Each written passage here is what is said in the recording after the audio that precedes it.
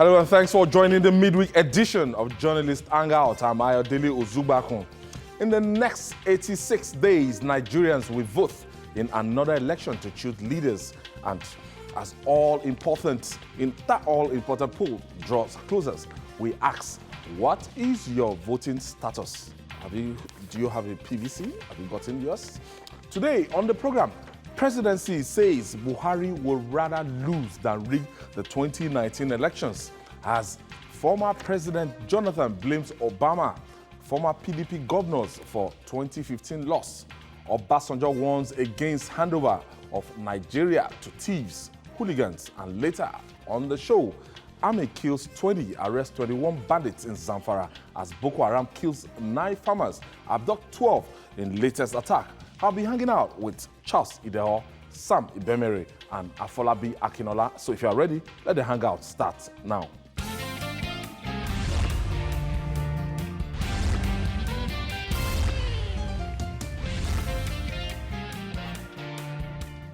Wajide Kolade Otitoju is still somewhere in Imo State, so he will join us before the end of the week. As the 2019 election draw closer, claims and counterclaims of planned rigging are already flying around. The presidency has rubbished an insinuation that the All Progressive Congress, that APC, may be planning to rig the polls in favor of President Muhammadu Buhari. The president's special advisor on media and publicity, Femi Adesina, says his principal would rather lose the poll than rig it. Meanwhile, a fresh debate on elections in Nigeria surfaced on Tuesday in Abuja at the book launch of former President Goodluck Ebele Jonathan, titled My Transition Hours. Jonathan claims in the book that former American President Barack Obama, who sent his Secretary of State, John Kerry, in the heat of the 2015 elections, and the former PDP governors who were blinded by inordinate ambition were responsible for his defeats. Let's listen to the former president.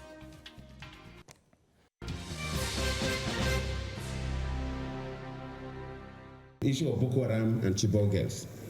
In fact, some people even said that I brought Boko Haram to reduce the voting population of the North, so that I will win elections. So I commented on the Chibok girls.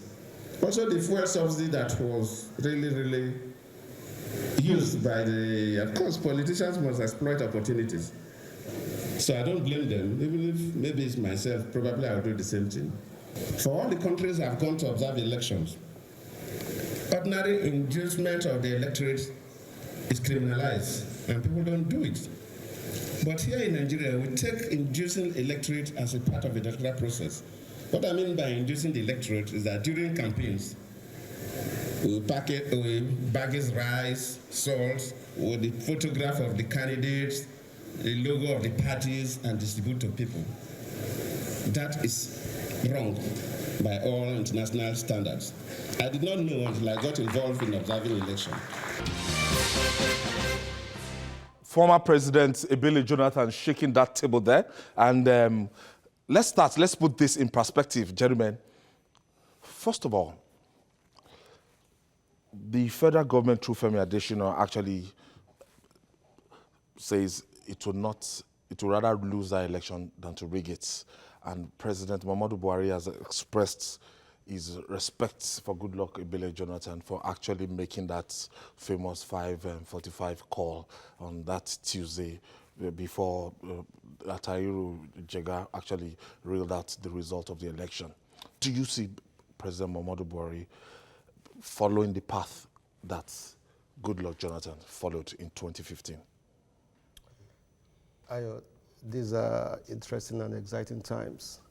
We all know that the elections are probably just 2 or 3 months away. Permit me to start by saying that talk is cheap. It would be nice to see how they're able to walk the talk. Our very good friend, Femi Adesina, couldn't have put it differently. I mean, he's the president's spokesperson. Nobody expects him to, look at Nigerians and tell them that they were going to act otherwise. Rather than lose, that they will rig.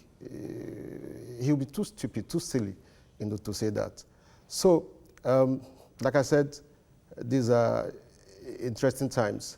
Former President Goodluck Jonathan has set a pace, and it was nice to hear the incumbent President Muhammadu Buhari, call him a true Democrat, and that he's a leader yesterday, today, and of the future.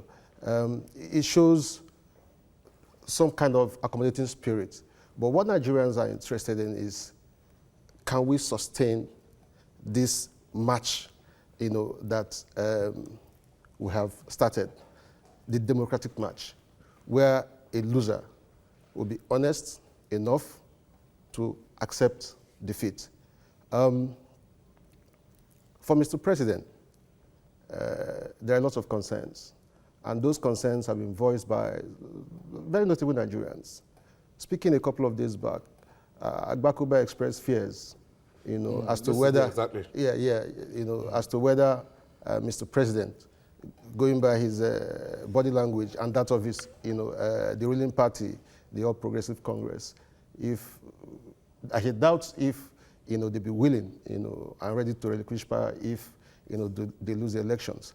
And for me, this is a major concern, because if you look, around the political space, you find that very critical institutions, for instance, INEC, still have reputation challenges to manage.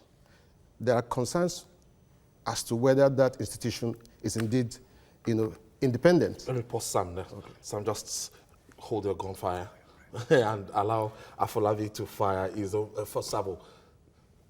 The same question I put to Sam, and when you see in terms of President Buhari come across like somebody that's seen it all, he actually contested thrice before getting it the fourth time. And if at the end of the first 4 years, Nigerians are saying, no, we're not ready to move to the next level with you, as they want to carry them to the next level. So do you see President Buhari throwing in the towel like Goodluck Jonathan? I think looking at the political campaign slogan in the first instance, which is the next level, because in my understanding of next level, it shows, with due respect to Oxford advanced learners, that you must have passed a stage successfully for you to also march on to another stage. So the word next level shows that satisfactory performance has been established by antecedents, which will snowball to something futuristic that makes sense. So from the word next level, it will be very difficult for anybody in this situation to even accept defeat easily. Let me just be honest with Nigerians. But I think what I will appreciate is that Nigerians should be resolute. They have the financing by ensuring that the PVC is reasonably used. If results are becoming overwhelming, the Nigerians are fully determined to effect a change, whichever way. The supremacy of the will of Nigerians cannot be cajoled. Absolutely. That is very key. To me, what cannot be rigged is the mind of Nigerians. True. So if the mind of Nigerians is established towards dividend of democracy, whichever coloration you are giving it, whether the next level or let's get Nigeria working again, that the engine has been knocked down somewhere or something. That it was working before and all that. But if we are resolute and determined with the sovereignty that belongs to the Nigerian masses in demonstration of undiluted franchise, I think we'll get to the promised land.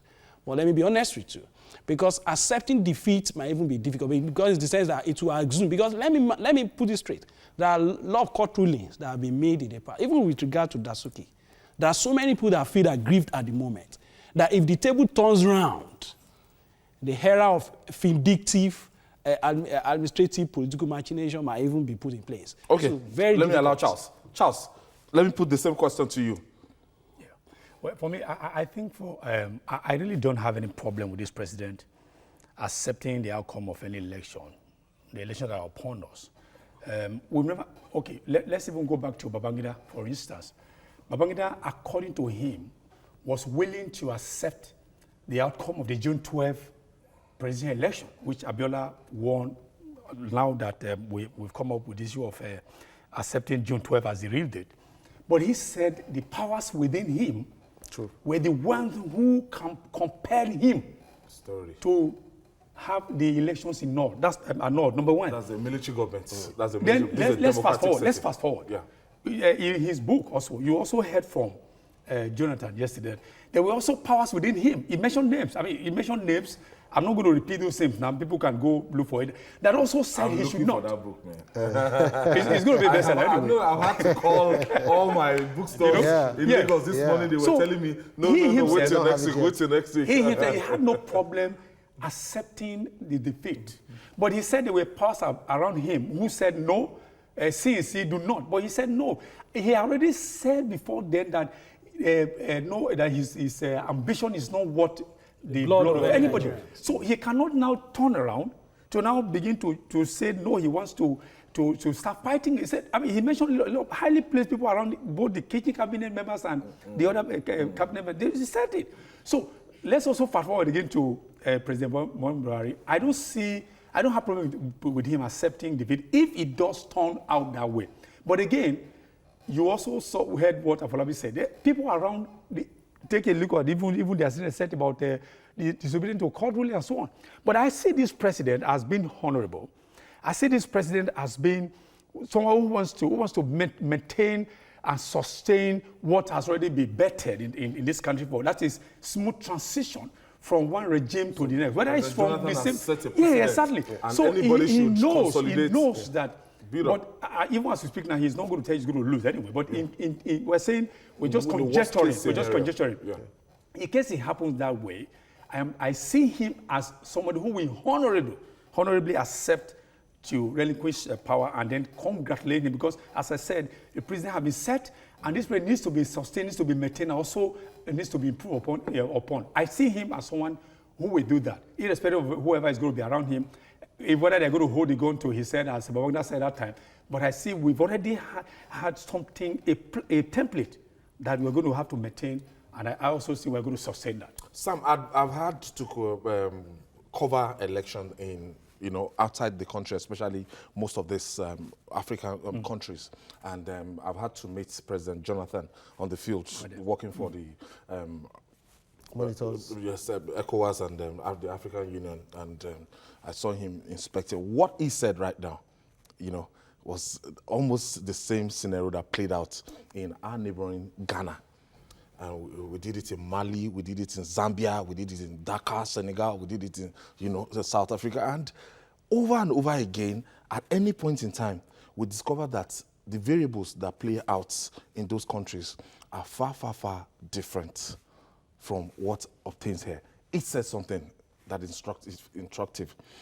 I'm sure in the next 1 week now, the market will be flooded by the posters of those people, prospective candidates, the one with war chests, right, or the top 2 or top 3, as you want to put it. You will see sachet water, you will see everything, souvenirs and everything. And election manipulation starts from this way. You can't engage in vote buying on election day again, according to what INEC told us and what we saw in so on the brass vote buying that you do on the polling units now. So I foresee a situation in the next 85 days that before Nigerians make up their mind and there's poverty in the land, this variable that Jonathan said will play a big role. We can only keep hope alive. How do I mean? We know that these temptations will always rule our political space, whether we like it or not. You already alluded to the very high level of poverty in the country. And truth be said, there's hunger. I don't see much changing. Sincerely. I think that the politicians are going to play the same game of trying to win over the minds of Nigerians through pecuniary things. I don't see it changing. Ayo, you need to visit the countryside. Very worrisome. And see the level of poverty. People are willing and ready to trade their votes for 1,000 naira. I mean, we saw pictures, we saw videos that went viral. It was all over the place. So these are, like I said, interesting times. The marketers, the businessmen, the businesswomen, they're all getting ready to hawk these items. Do you understand? I don't see much changing. It's good that you also talked about neighboring countries. Ghana is a very good example. I mean, they've had very successful transitions over time. And interestingly, we have also had our leaders, witness, these elections, as monitors. President But Obasanjo comes. yeah, and you wonder what is really, happening to us. I think it's still greed, the poverty of leadership that defines the kind of politics, that we play. Jonathan appears to be a latter-day, convert. He said he never knew. He never knew. Now, the scales appear to have fallen off his eyes. But Jonathan is just one out of many. You have hundreds of thousands of politicians who are desperate to get into power and will do anything. I don't see us gaining grounds or making progress in the area of, vote buying. I don't see us making progress in the area of. They will still attempt to snap boxes and all those things. Election. I mean, ballot box. No, those that one has gone. Maybe with the voter. That was going out of fashion. Yeah, but the level of desperation. Sam, let me quickly it's going to be difficult to hold down. Let me take this breather. When we come back, we'll discuss more. It's still journalist, and we'll be right back after this time out. Please don't go away.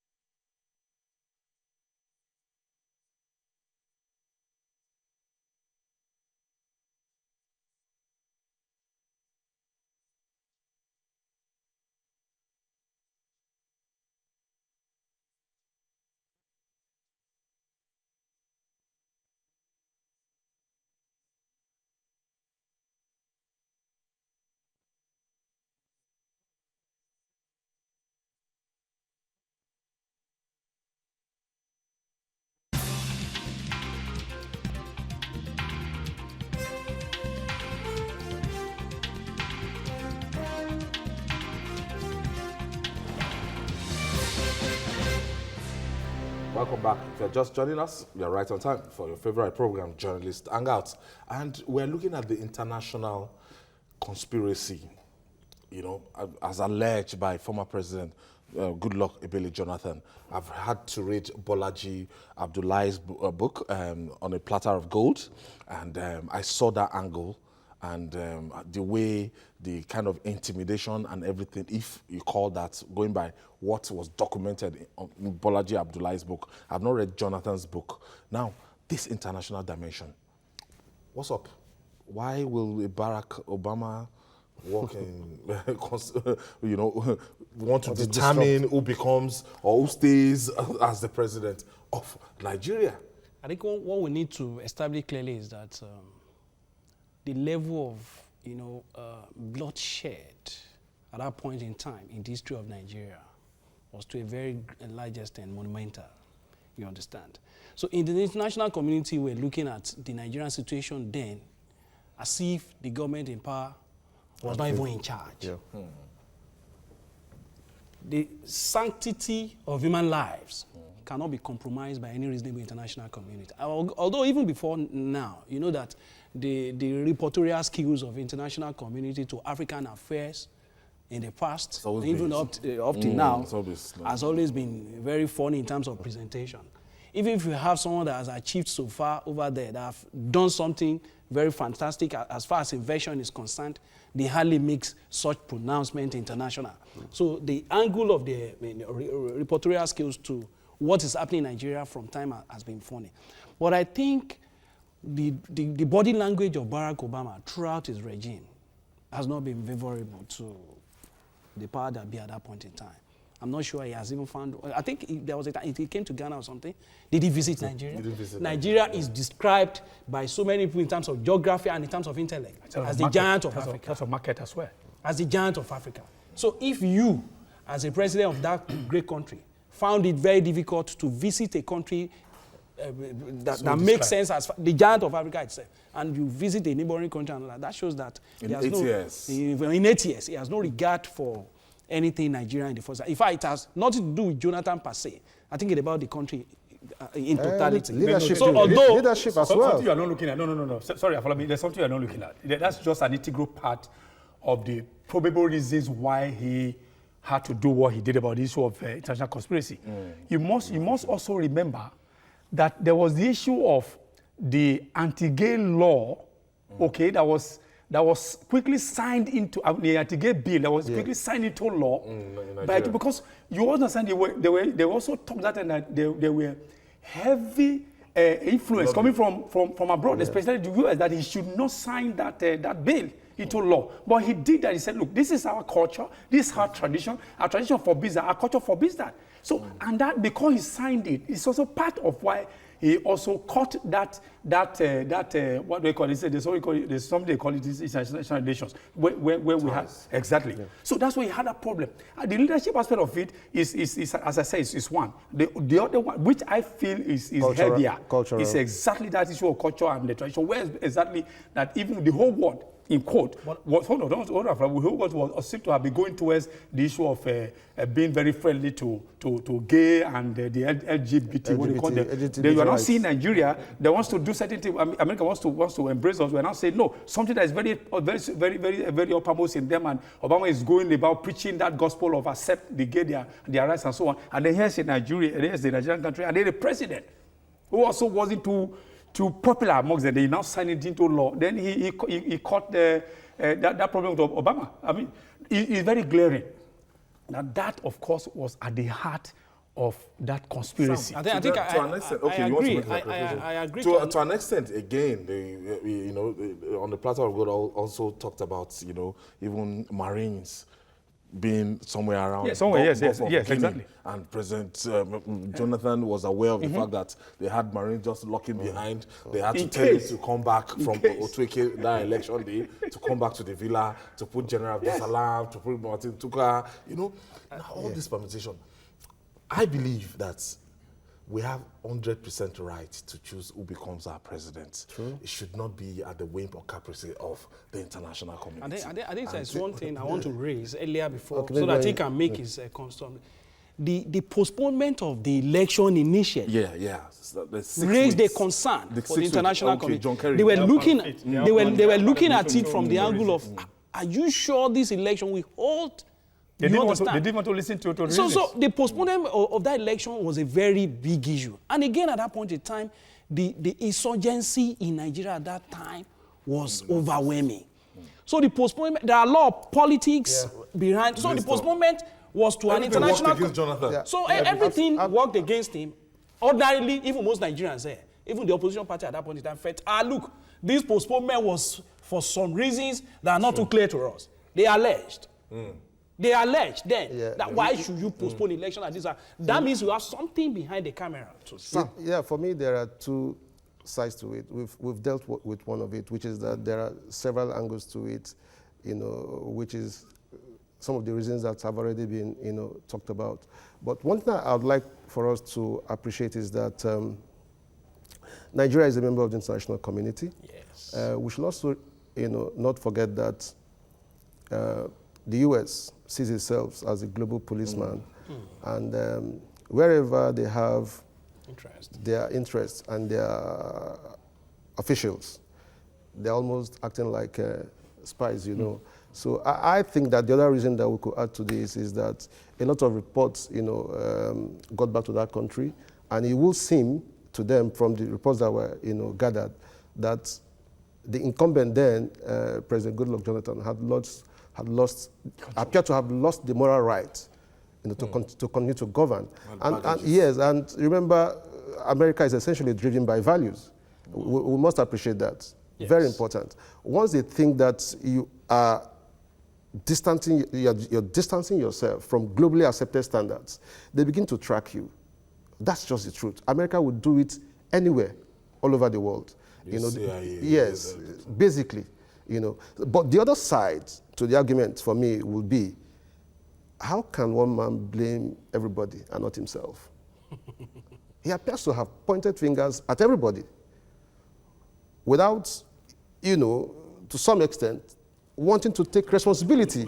Yeah, and I think that for me is a major concern. It shows that there is a gap somewhere. Truth of the matter is that at some point, the generality of Nigerians felt that he had lost grip of governance. He wasn't able to assert himself, and you don't need Americans to tell you that Nigerians were seriously fed up. And it was time to let his administration go. And Nigerians voted. It would be difficult to convince anyone out there that that election was not credible, was not fair, was not peaceful. Do you understand? I think it was just time. Nigerians were just fed up. Tired. And I want to be fair to him.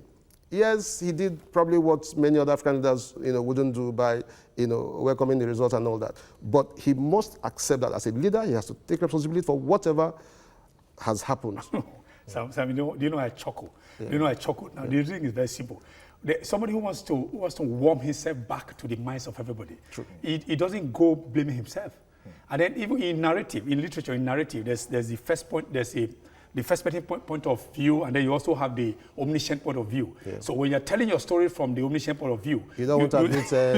It's up to us to tell him. No, what I'm saying first, that a man who was heavily vilified, a man who was even called names, a man who was saying he was clueless. All sort of unsavory adjectives and epithets were used upon him. And then the man is coming now to now want to tell the story, and you want him to now come on Saturday. No. But I think again, what we're saying is that he should not pull wool over our eyes. That's what I'm saying. That what he has done is what he I think I would do the same thing. I would throw this bombshell. He would have lost that election if his wife was clever. Jonathan, I don't know about that. I don't know about yes, that's a fact. I advise our viewers to get a run of play against the run of play on the platter of gold. Now we have the transition. You find it. When we return, Obasanjo warns against handover of Nigeria to thieves and fraudsters, hooligans. We'll be right back after this timeout.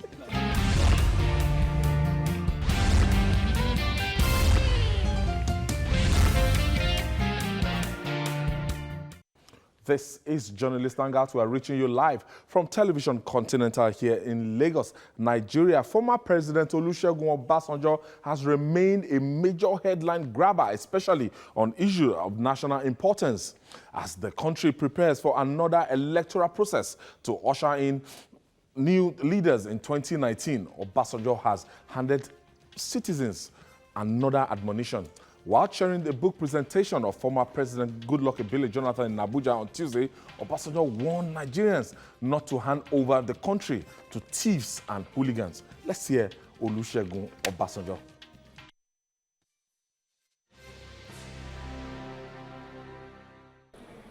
When all is said and done, there's still no substitute for democracy.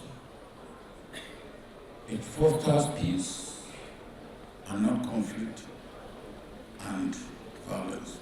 It does.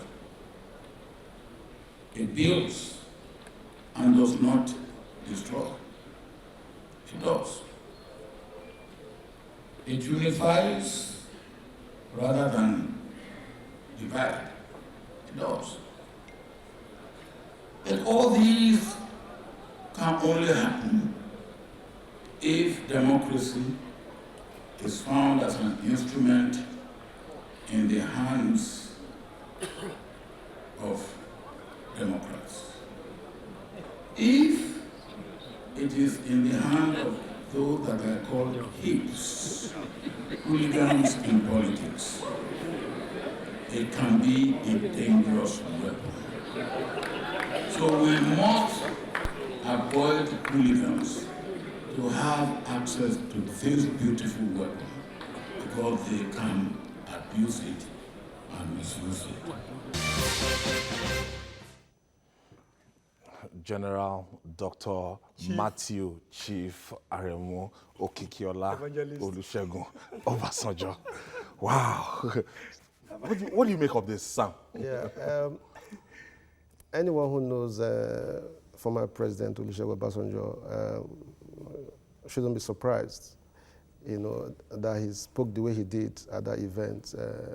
OBJ, like he's fondly called, likes to ride with the wave, So I was expecting that he was going to, make a statement that would, shake the table. Yeah, that would shake the table.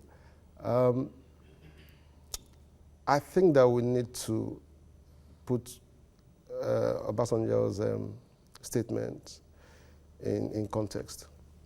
When he admonished Nigerians not to hand over power to thieves and hooligans, you wonder who he was addressing. He's an interested party.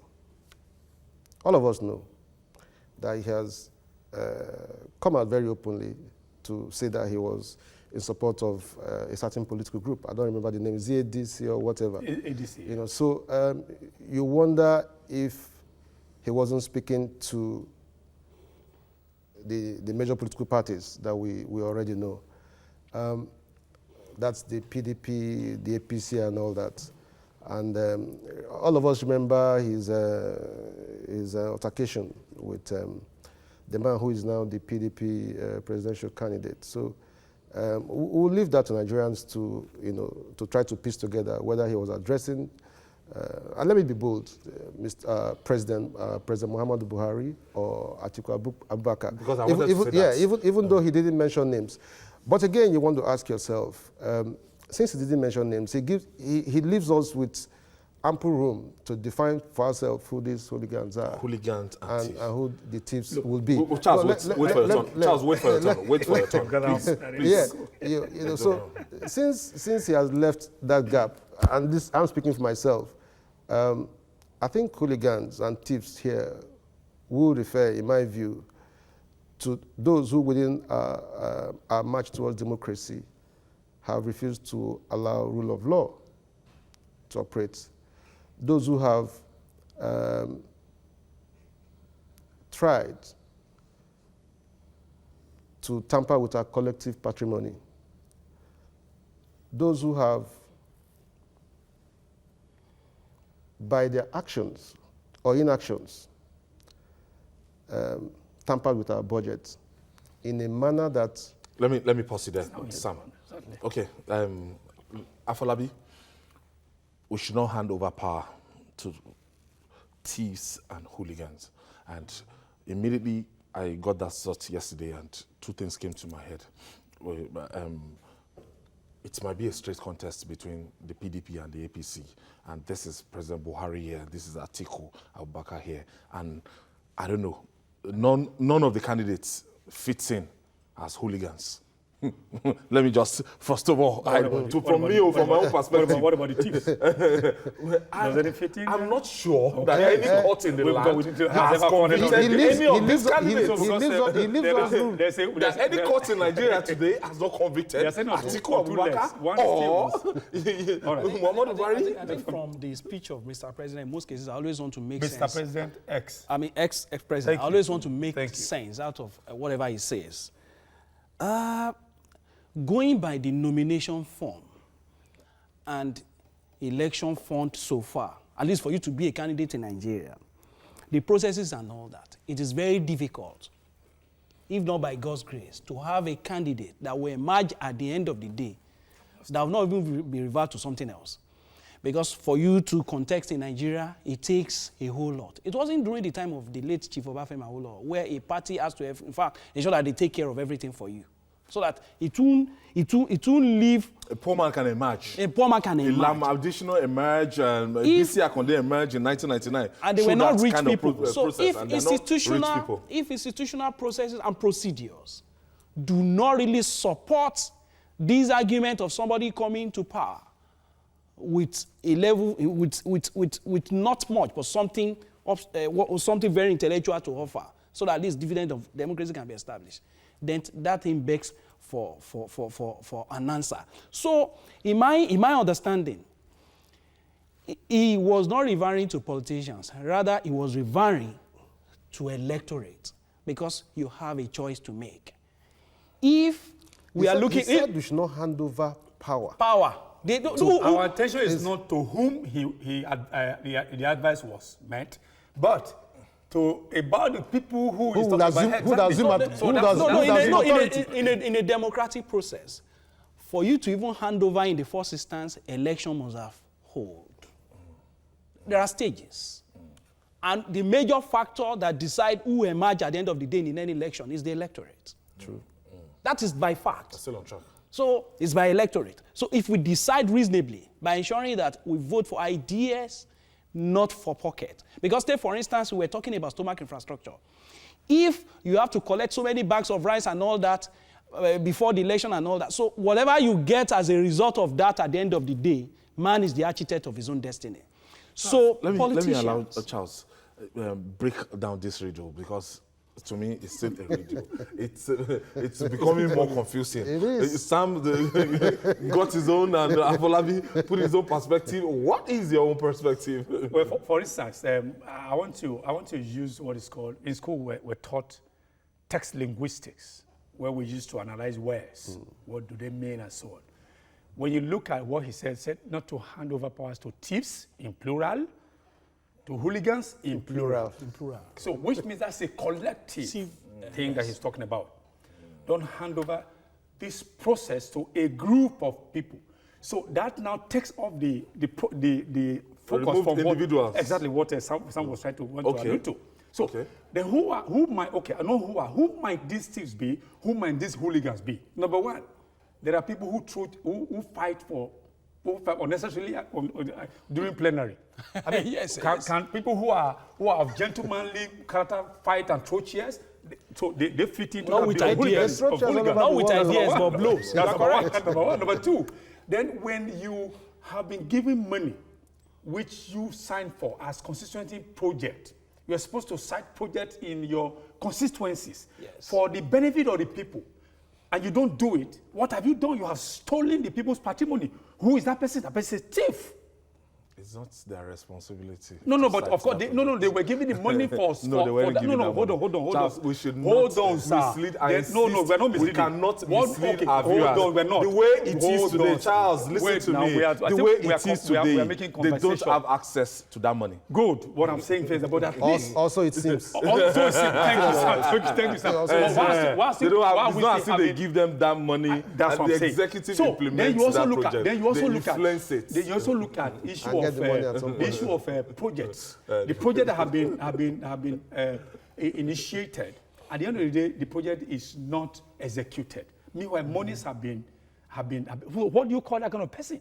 That's also a thief. So what he's saying, what Obasanjo is saying, is very, very instructive to us who are the electorate. What he we are trying to break it down. So what we need to do, no, it's not is. confusing. What we need to do is that when they come to you, when they come to you, you must ask questions. Yes. When they say, for instance, this issue of the article plan, whether next level, let them break them down to the barest minimum that people can understand. This is what you tend to do. Hungry on the streets, Yasikira, and it is this hunger. It is this hunger we are relying on that we are where we are.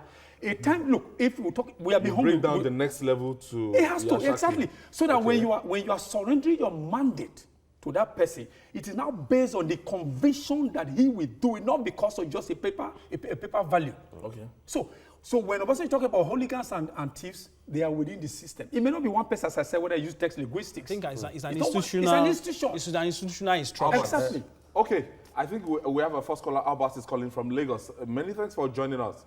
Abba is calling us from Lagos. Good evening, Abba. How are you today? Very well, thank you.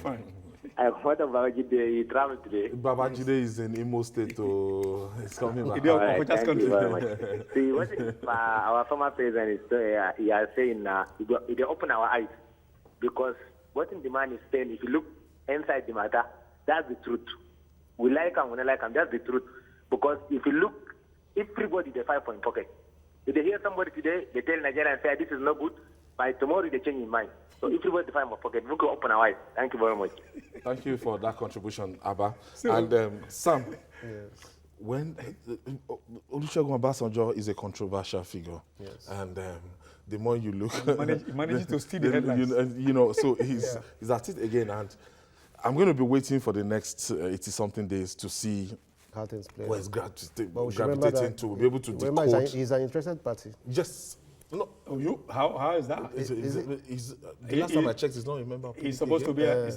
He's not supposed But to have any. His body language and Well, I don't know about I mean, he sent very clear signals that he supports one of the political parties. I mean, he wrote a very lengthy letter telling Nigerians that they should not vote for the presidential candidate of the APC. I mean, he has had his issues. I mean, even though... Written. Oh, yes. And that's why, I'm returning to this. I mean, we've all shared our views, and we seem to have... As we wrap up on this. Yes. So everybody seems to have a very cogent point to make. But I always want to return back, which is... I always want to return, which is that the man who has gleefully asked Nigerians to search their conscience in terms of who to empower, as leaders. Himself has serious issues.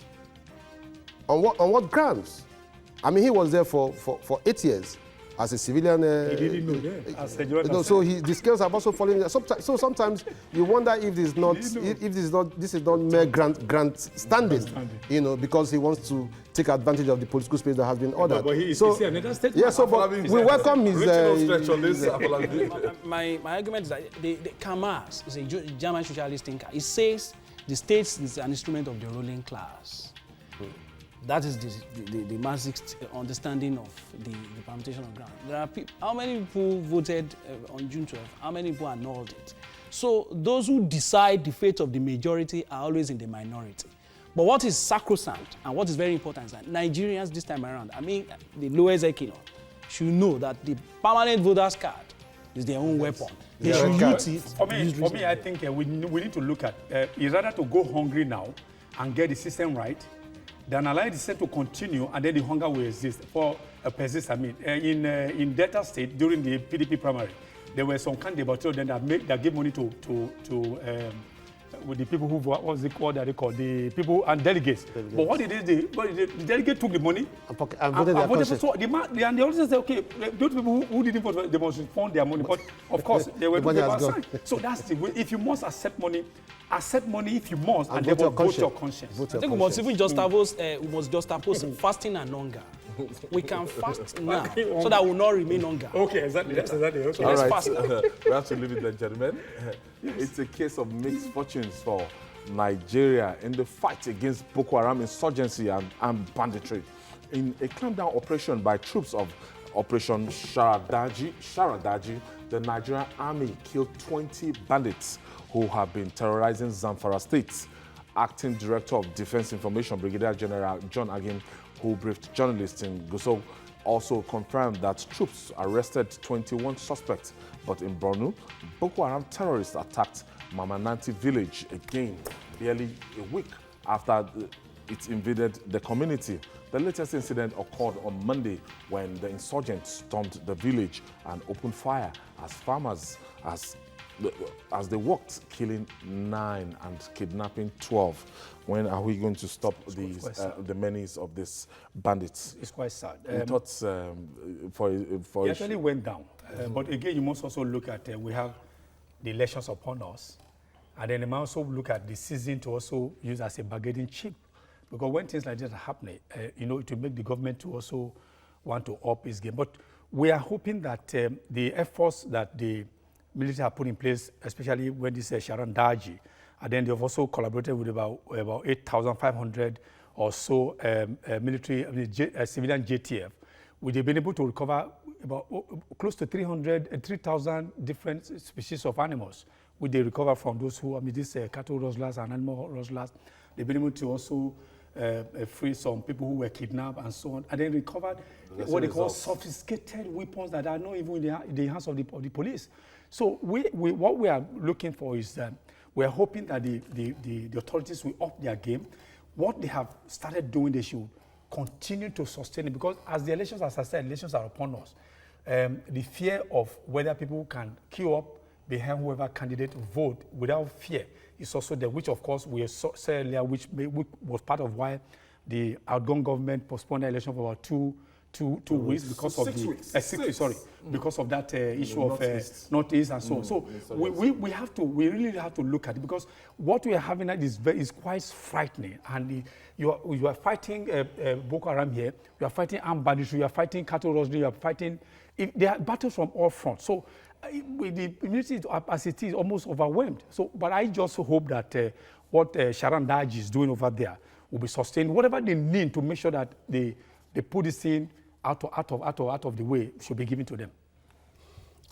I think in my submission, we should look at it differently this time around. We should introduce monetary, angle to whistleblowers as far as intelligence gathering is concerned, because this will help. Intelligence gathering is very key to the kind of war we are really talking, because they won't tell you when they are coming. They won't announce when they are coming to attack. So if whistleblowers can be encouraged by the federal government, because we must be looking at alternative, so that before they attack, we can also get them captured. This will really help. Because, like I've said severally on this program, conspiracy theory has been introduced into this kind of game, because it's becoming more endless in Nigeria. And mind you, from the perspective of the international community, Nigeria is not gaining reputation for foreign investment any longer. Because how can you genuinely invest in an environment where security of lives and property cannot be guaranteed? Mind you, we are signatories to international conventions to so many. Look, so we are a very important country in the world. So if sanctity of human lives can no longer be guaranteed, it's becoming more excruciating.